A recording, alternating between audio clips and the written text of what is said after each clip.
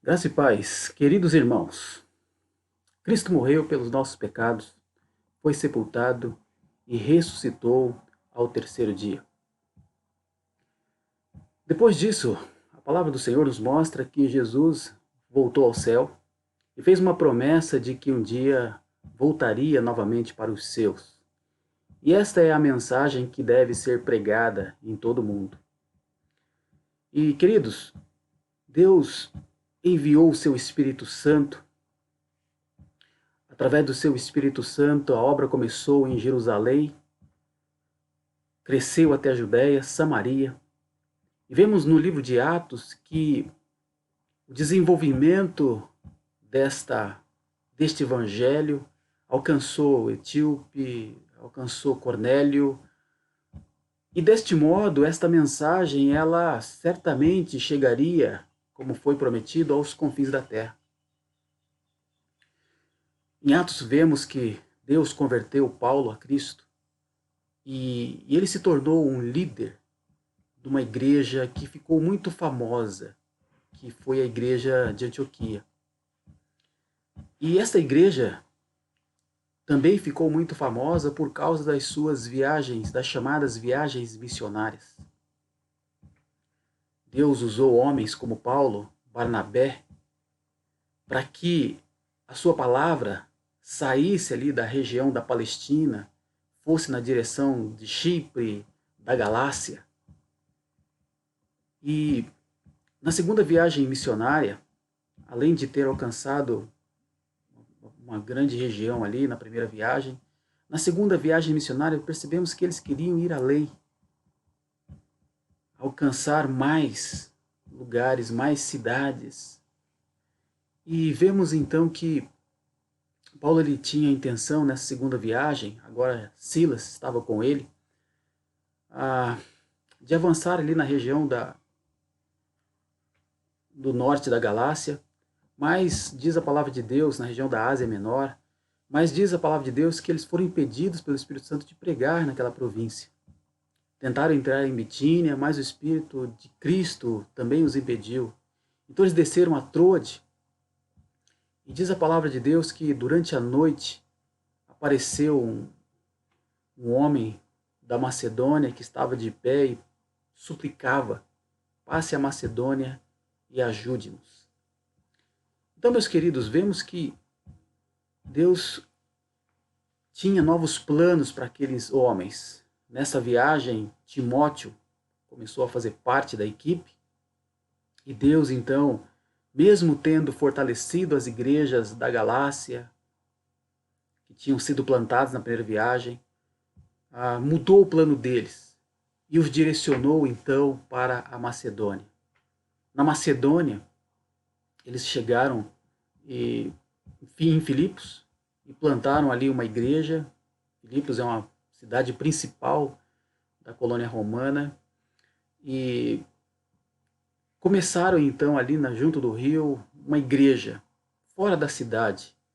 Lídia, uma comerciante da região, cedeu a sua casa como base para a igreja. E em Filipos aconteceu algo extraordinário quando Paulo expulsou o demônio de uma escrava, uma vidente que gerava lucros para alguns homens. Esses homens ficaram com muita raiva e acusaram Paulo e Silas de serem perturbadores. E essa acusação resultou em espancamento, na prisão de Paulo e de Silas. Mas Deus agiu, queridos. Trouxe um terremoto naquela prisão, houve o quebrantamento do carcereiro, ele foi convertido, toda a sua família, e só que eles tiveram que seguir por causa da oposição que se levantou contra eles. Então eles seguiram para Tessalônica. Em Tessalônica já havia uma sinagoga e Paulo pregou naquela sinagoga durante 3 semanas, e ali Deus agiu de maneira grandiosa. Paulo usou as escrituras, falando que Jesus era o Messias, dizendo que aquelas pessoas, que Cristo, ele precisava então passar por pelo sofrimento e ressuscitar dentre os mortos. Então Paulo usou muito palavras que pudessem apelar ao entendimento dos seus ouvintes, e ele fez isso à medida que explicava para eles a palavra de Deus. E o poder de Deus agiu, e diz Atos que alguns dos judeus foram persuadidos, gregos tementes a Deus, e também não poucas mulheres de alta posição. Então assim nasceu a igreja em Tessalônica. Agora, a nova oposição aconteceu ali, e ela foi tão intensa que os evangelistas tiveram que fugir daquela cidade. E eles fugiram e foram para a região, para outra cidade, para Bereia. Em Bereia diz a palavra de Deus também que muitos creram, mulheres gregas de alta posição e não poucos homens. Nova oposição aconteceu contra eles, e Paulo, dessa vez, se dirigiu para Atenas. Silas e Timóteo, eles permaneceram em Bereia para completar a obra que Paulo não pudera terminar. E Timóteo,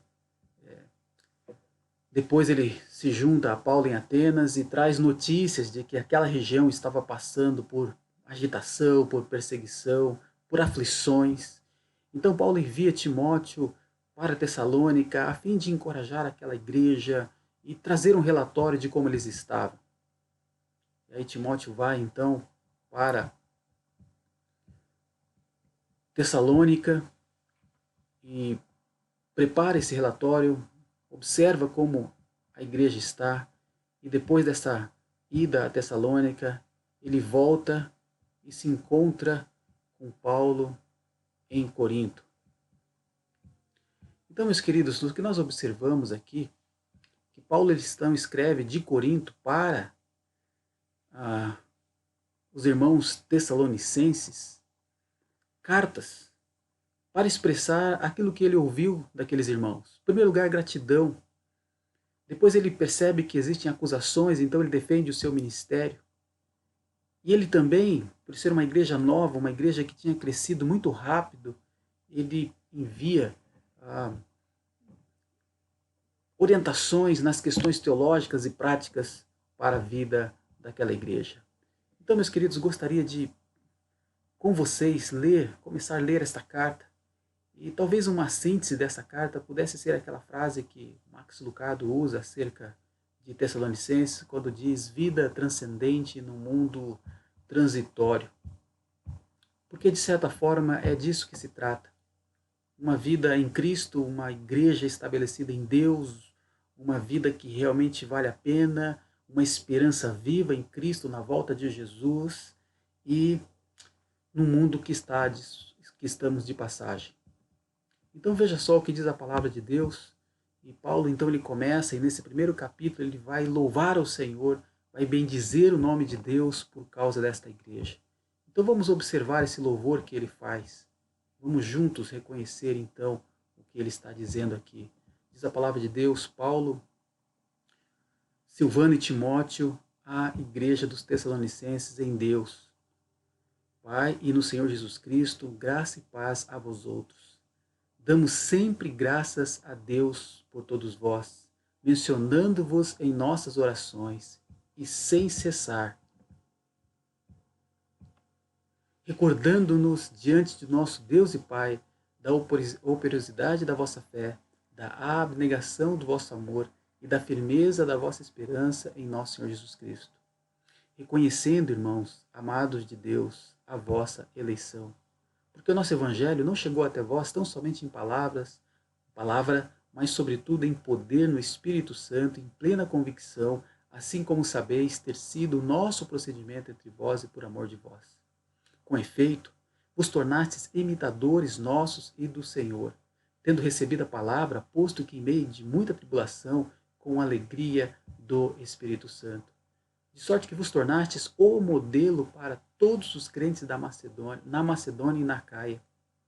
Porque de vós repercutiu a palavra do Senhor, não só na Macedônia e Acaia, mas também por toda parte se divulgou a vossa fé para com Deus, a tal ponto de não termos necessidade de acrescentar coisa alguma.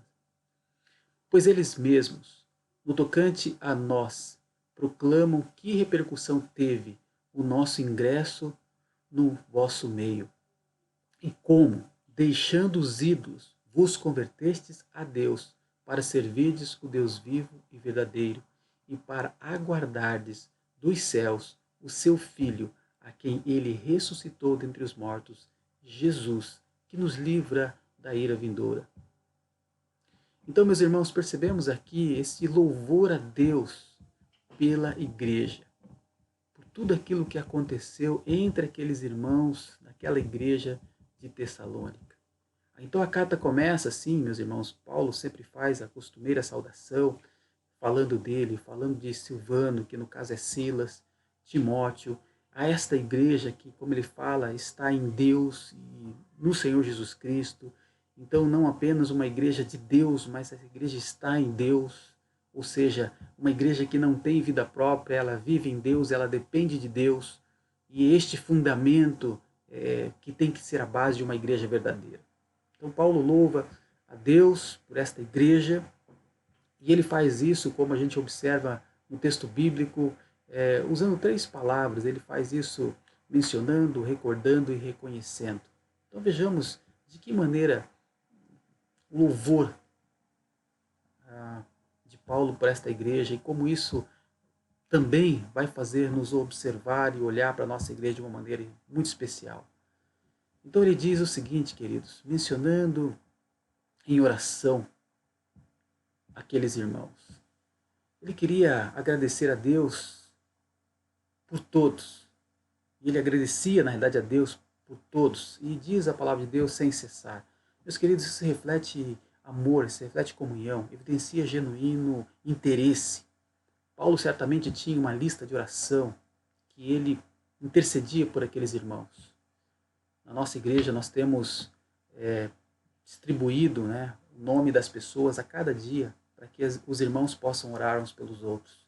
Em algumas semanas até enviamos as fotos com os irmãos, daquele dia, para que as pessoas possam ver, a família bonita que nós temos, essa igreja gloriosa que o Senhor realmente, as pessoas que Deus tem resgatado. Então é muito especial. Então, queridos, nós podemos agradecer a Deus e somos desafiados a orar uns pelos outros, a mencionar uns pelos outros, a lembrar do que Deus está fazendo na vida de uns dos outros. Então, meus queridos, vamos dar graça a Deus, mencionando em nossas orações cada um dos nossos irmãos. Mas ele também diz, queridos, que outra coisa é recordando a distinção daquela igreja. E, meus irmãos, o que distingue aquela igreja de outras comunidades humanas? Na realidade, o que distingue a igreja de outras comunidades, de outras organizações, de outras entidades? 3 virtudes cardeais, 3 virtudes vitais nós observamos aqui nesse texto. Quando ele fala acerca da operosidade da vossa fé, ou seja, meus irmãos, ele está falando de uma fé operosa, uma fé produtiva, uma fé verdadeira que resulta em obra. Porque a fé sem obras é morta, diz a palavra de Deus. Então, operosidade significa aquele trabalho ativo, o trabalho produzido pela fé, o trabalho que é resultado de uma fé, ou seja, a fé ela é vista na prática. Então, meus irmãos, é aquela pessoa que vive de acordo com a sua fé, que na realidade que diz que tem uma fé, mas as suas obras revelam então esta fé que tem em Cristo Jesus. Outra virtude que ele cita logo na sequência, ele fala dessa abnegação do amor, ou seja, desse amor abnegado. E abnegado aqui, meus queridos, significa aquele trabalho árduo, cansativo, trabalho que envolve suor, fadiga, trabalho que resulta muitas vezes no cansaço, aquele cansaço que é resultado da utilização de força, de energia em prol de alguma coisa.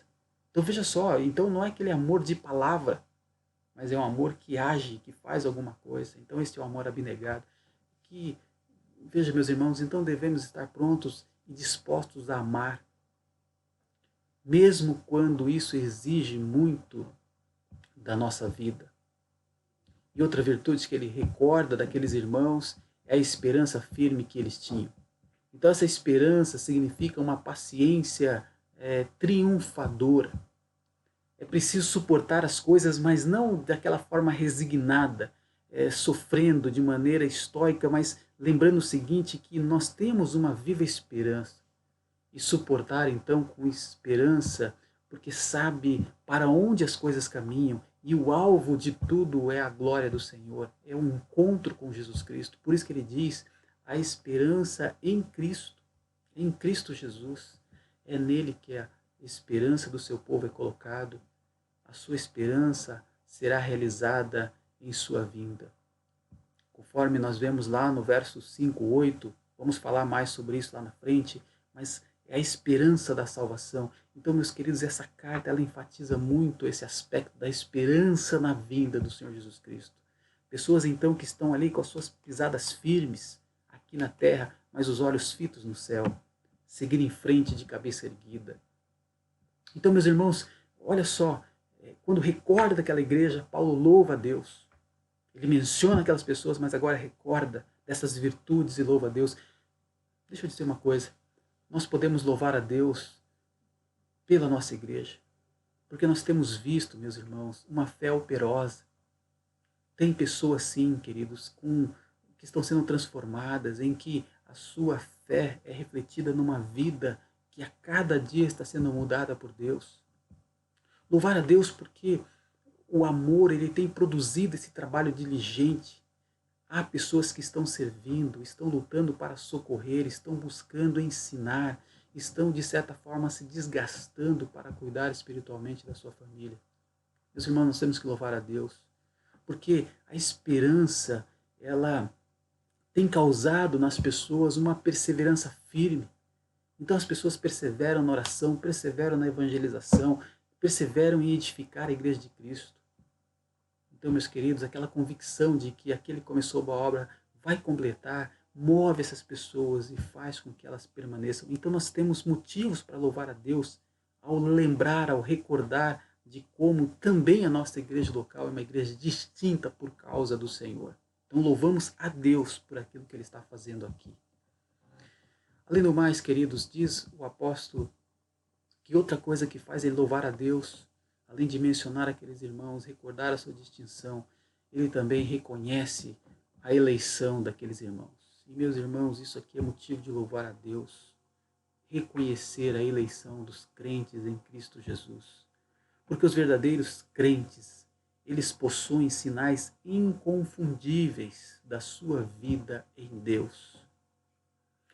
Meus irmãos, Deus deve ser louvado quando percebemos que a eleição ela é evidenciada na prática, numa vida transformada, em alguém que foi alcançado e mudado pelo Evangelho. Agora, quando Paulo fala acerca do Evangelho, ele está dizendo que o Evangelho ele chegou ali e ele repercutiu, o Evangelho ele foi transformador. E agora, meus queridos, como é que a gente então reconhece um eleito a partir do Evangelho? A gente precisa fazer alguns testes. Em primeiro lugar, veja só, nós temos que observar que é o Evangelho pregado, é o Evangelho verdadeiro que vai ser usado por Deus na vida do eleito. O eleito ele demonstra a genuidade da sua fé quando aceita o Evangelho. Aquele Evangelho verdadeiro, quando é pregado, ele entende, ele compreende, porque veja só, meus queridos, muitos vão escutar, mas nem todos vão crer. Agora, o ato da eleição ocorreu sim no conselho eterno de Deus, mas os efeitos desta eleição é vista na vida do eleito. Então o Evangelho precisa ser pregado e o Evangelho que vai ser usado por Deus na vida dos seus eleitos. O Evangelho, meus irmãos, em Tessalônica foi transformador. Paulo diz que chegou ali não só em palavra, ou seja, houve pregação, e quando a gente lê Atos 17, vemos ali de que maneira a palavra foi usada, mas outros elementos estavam presentes.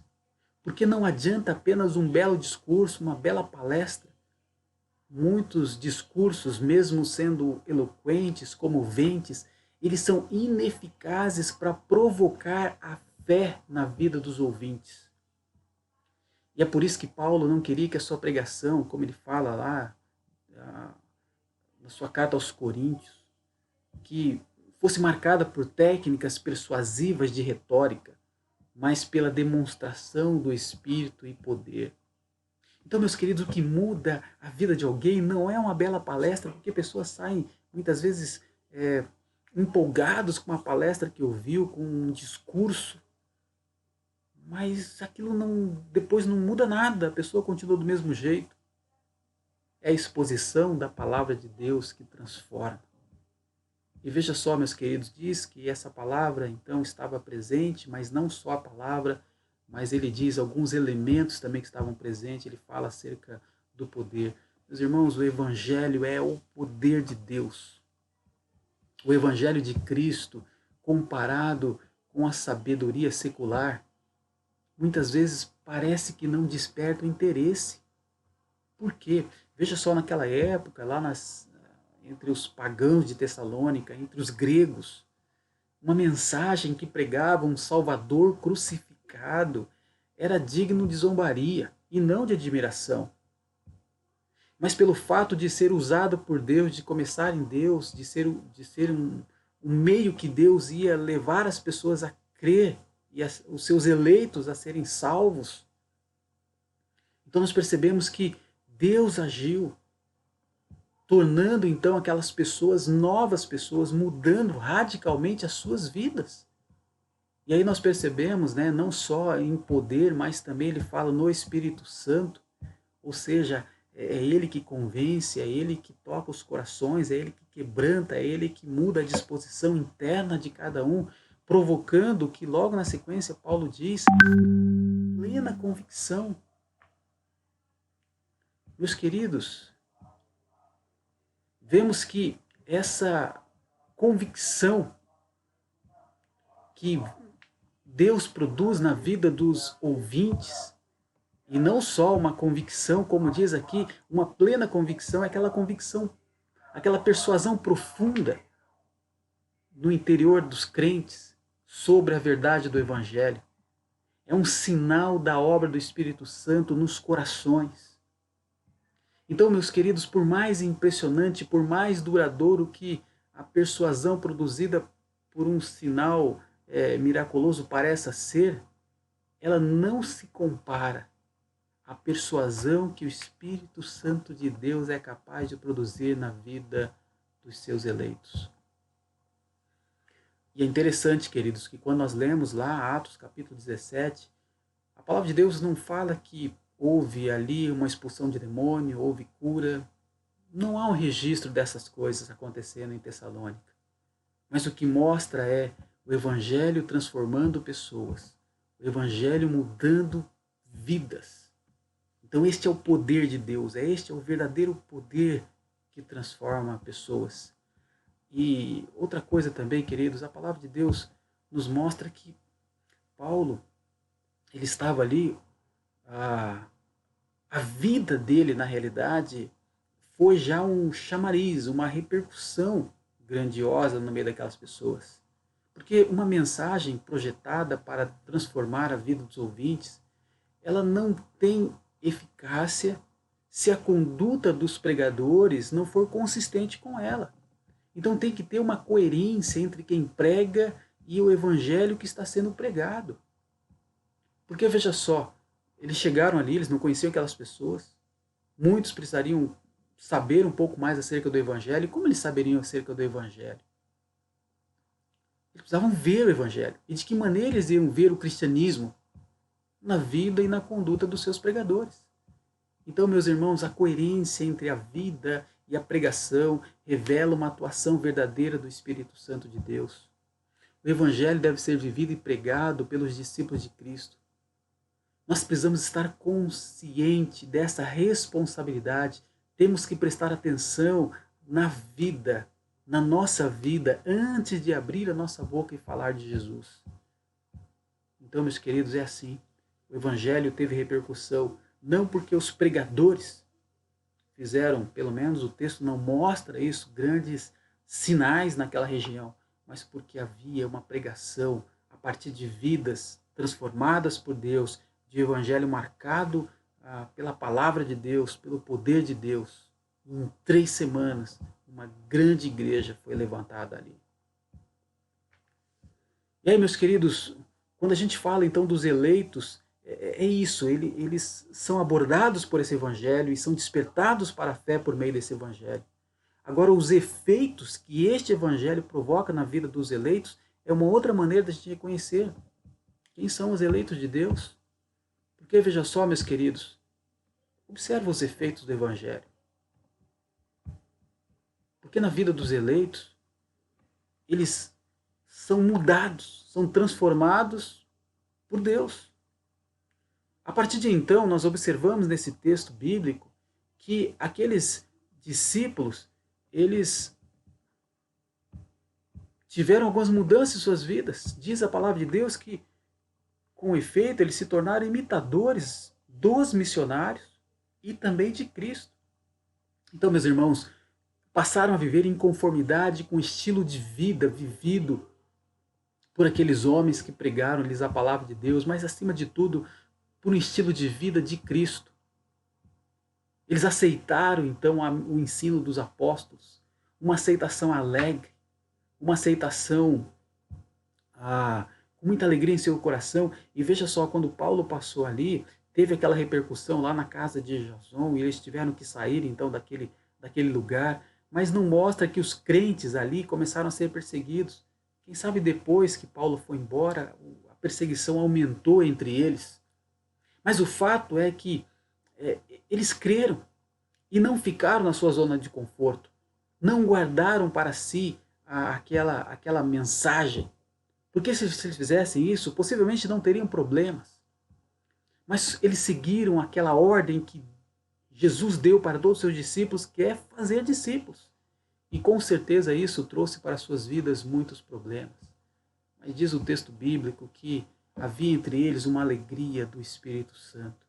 Então, meus irmãos, no meio da perseguição, a graça de Deus era evidenciada, demonstrada, concedida diretamente pelo Espírito Santo de Deus em suas vidas. Porque assim, meus irmãos, o fruto do Espírito é a alegria. Paulo teve que sair então às pressas de Tessalônica, acusado de perturbação. Os tessalonicenses entenderam que seguir a Cristo poderia causar o mesmo com eles, mas veja só, meus irmãos, eles decidiram seguir a Cristo. Eles decidiram imitar os missionários. Eles não desistiram por causa de muita tribulação.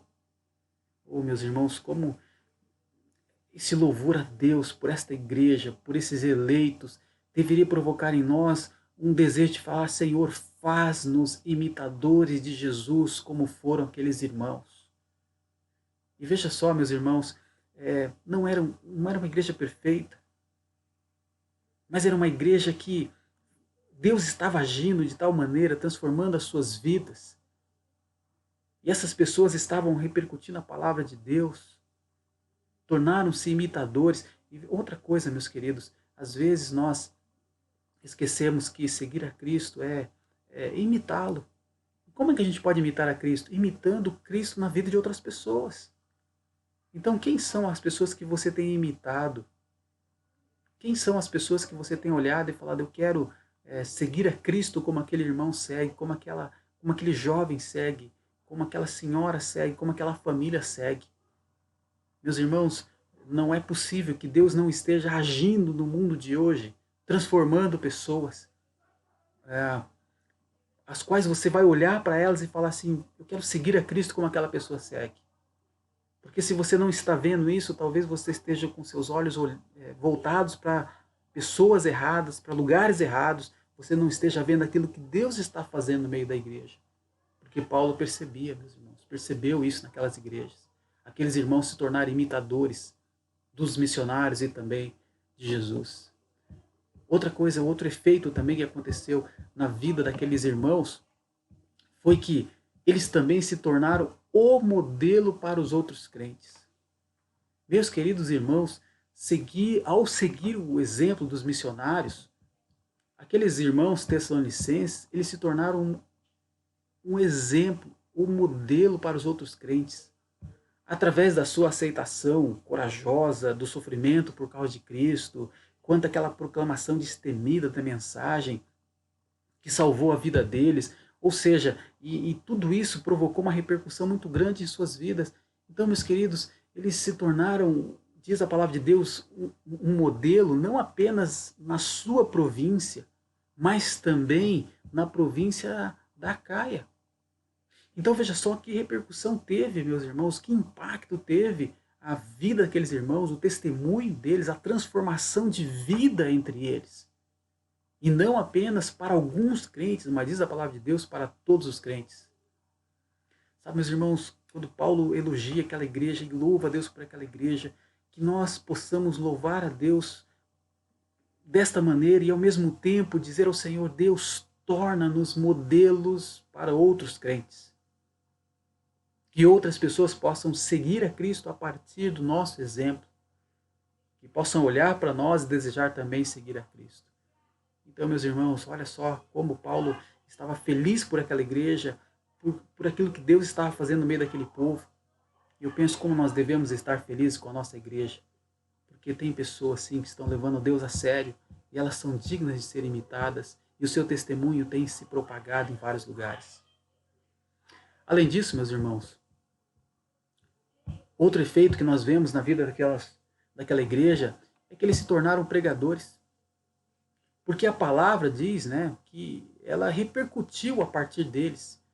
Porque de vocês, né, a palavra ela repercutiu, sabe, essa palavra repercutiu aqui, soou, né? Ela denota aquele um som alto, um som de uma trombeta que é escutado a uma distância muito longa. Então aqueles irmãos tessalonicenses, tendo recebido o evangelho, eles não pensaram em guardar para si. Mas pela palavra, pela pregação, pela vida deles, eles tornaram o evangelho conhecido de muitos outros. E novamente, dizendo aqui, enfatizando por onde esta palavra foi, ela atingiu a Macedônia, atingiu a Caia, ou seja, toda a Grécia. Então veja só, meus irmãos, uma igreja que começou em 3 semanas, depois Paulo teve que sair dali, essa igreja foi estabelecida, Deus trabalhou, Deus agiu. Quando eu penso, meus irmãos, em tudo aquilo que aconteceu no meio dessa igreja, uma palavra que me vem à mente acerca dessa repercussão, da transformação de vida que aquelas pessoas tiveram, do testemunho que eles provocaram em toda aquela região. Eu penso que o que eles experimentaram, meus irmãos, foi um avivamento. Porque vidas transformadas, evangelho pregado, evangelho espalhado, toda a Grécia alcançada. Meus irmãos, os tessalonicenses, a vida daquelas pessoas tornou-se o assunto da conversa dos outros crentes.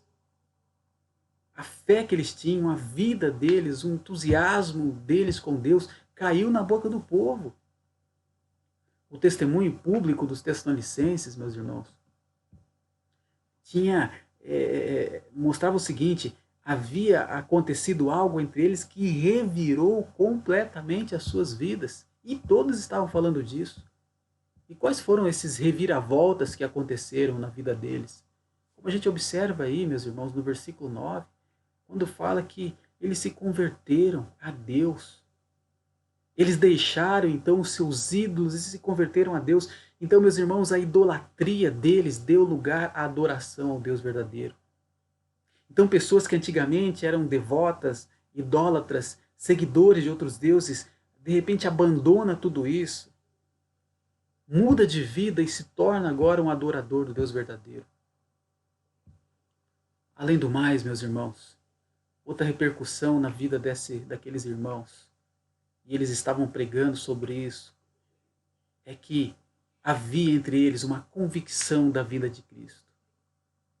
Todo religioso, toda religião fala acerca de ira, de um Deus irado, de entidades iradas, e quem sabe eles também tinham essa visão.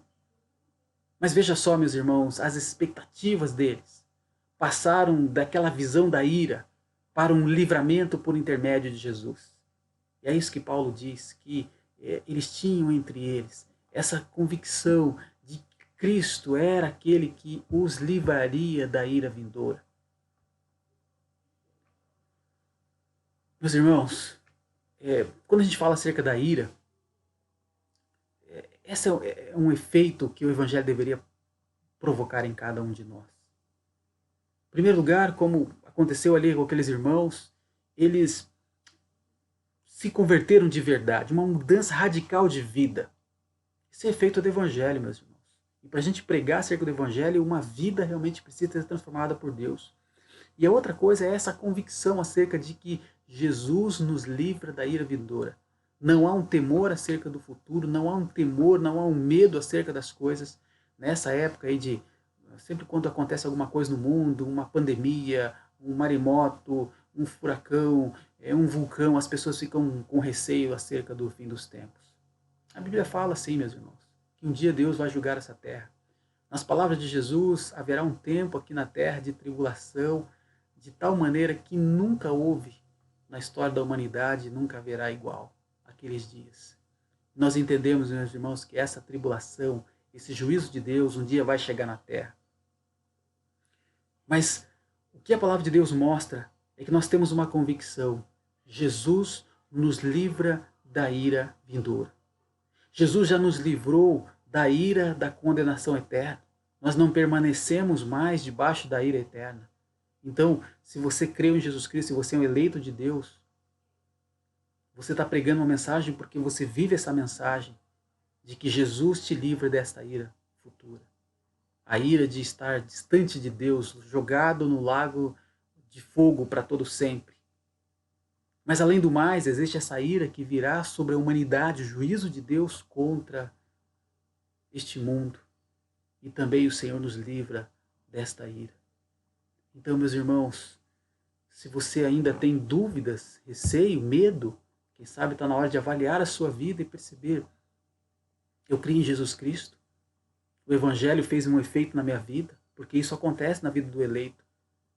Como eu sei quem são os eleitos? Qual foi a mensagem que eles ouviram? Foi o verdadeiro Evangelho? Qual repercussão esse Evangelho trouxe em suas vidas? Mudou alguma coisa? Na vida dos Tessalonicenses, eles tornaram-se imitadores de Cristo, tornaram-se modelo para outros crentes, tornaram-se pregadores da palavra de Deus. Então, meus irmãos, que esta verdade ela esteja em seu coração. Como disse Jesus Cristo aos seus discípulos: vocês não me escolheram, mas eu os escolhi para irem e darem fruto, fruto que permaneça. Então, meus irmãos, a gente precisa reconhecer isso. Os eleitos de Deus são chamados por Deus, são usados por Deus, para a glória de Deus, para fazer a obra de Deus. Eu queria então encerrar esta mensagem louvando a Deus pela nossa igreja local. Sim, meus irmãos, Paulo louvou a Deus pela igreja dos Tessalonicenses. Eu queria louvar a Deus por aquilo que Ele está fazendo em nosso meio. Reconheço, meus irmãos, que Deus já operou grandes obras no nosso meio. Se você não percebe isso, talvez você não esteja olhando de maneira correta. Eu queria desafiar a fazer isso. Converse com as pessoas da igreja, com irmãos da sua célula. E pergunte acerca da sua vida como era antes de Cristo e como está agora. O que eles passaram desde a sua infância até hoje. E veja só quantas coisas Deus mudou em suas vidas. Mas creia, meus irmãos, que Deus fará muito mais. Mas algo que eu gostaria de pedir a vocês, baseado neste louvor que podemos fazer acerca da igreja, assim como Paulo louvou a Deus por aquela igreja, eu queria pedir a você que orasse para que Deus nos visitasse de maneira especial como visitou a igreja de Tessalônica. Sabe, meus irmãos, que a palavra de Deus pregada, o evangelho anunciado, ele possa encontrar em corações um solo fértil, de tal maneira que esse evangelho possa crescer e possa ser impactante na vida de quem recebe o evangelho e a partir destas vidas possa impactar outras vidas. Meus irmãos, que haja transformação, que possamos ver idólatras se tornando adoradores de Deus. Que os crentes, nós crentes, a nossa igreja, cada um, possa se tornar um missionário, porque veja só, meus irmãos, aquela igreja ela se tornou uma igreja missionária, aquelas pessoas saíram espalhando Ali não existia só uma equipe, não existia apenas um clero, mas existia uma igreja que repercutiu a sua fé em toda a Grécia. Então, meus irmãos, eu queria encerrar lembrando e louvando a Deus, então, pela nossa igreja. E vamos fazer isso juntos. Faça isso hoje. Louve a Deus mencionando as pessoas da igreja, os irmãos em Cristo Jesus. Durante a semana, não esqueça de nenhum deles. Faça como Paulo, louve a Deus recordando a distinção da nossa igreja. Sim, meus irmãos, tem. É uma fé operosa, é um amor abnegado. Tem sim, meus irmãos, esperança firme. Graças a Deus por isso. Reconheça a distinção da igreja. Reconheça também, meus irmãos, a eleição. Aqueles que são chamados por Deus, eles se tornaram imitadores de Cristo. Muitos já são modelos para outros crentes. Alguns já têm se tornado pregadores. Eu espero que todos sejam pregadores. Então, meus irmãos, temos motivos sim para louvar a Deus pela nossa igreja local, assim como Paulo louvou a Deus pela igreja dos Tessalonicenses. Bendito seja o nosso Deus. Em nome de Jesus, que Ele abençoe a sua vida. Amém.